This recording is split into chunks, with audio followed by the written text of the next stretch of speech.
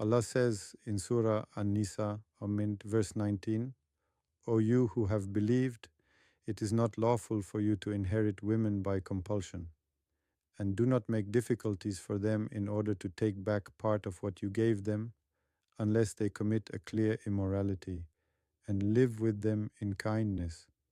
For if you dislike them, perhaps you dislike a thing, and Allah makes therein much good. Every word of this verse is a protection for women, written by Allah Himself, at a time when women were treated as property, inherited like objects, pressured into giving back their dowry, trapped in marriages through manipulation and harm.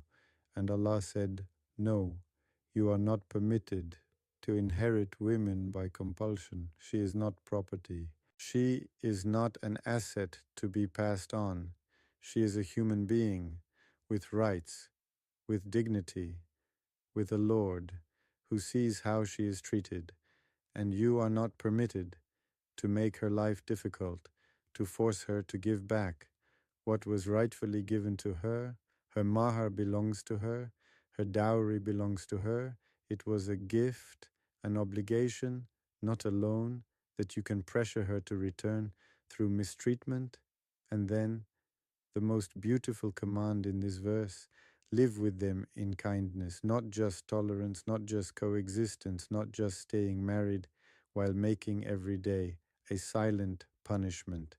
Kindness, deliberate, conscious, consistent kindness in the way you speak to her, in the way you treat her in private, in the way you honor her when no one else is watching except Allah. And then Allah says something that should humble every husband who has ever dismissed his wife.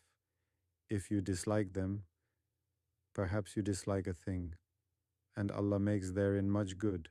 Perhaps the things about her that frustrate you are the very things that are good for you. Perhaps the patience she requires is building something in your character that nothing else could.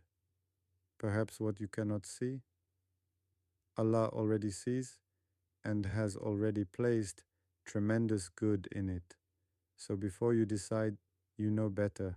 Remember, Allah knows what you do not, and He is telling you in this verse, be kind.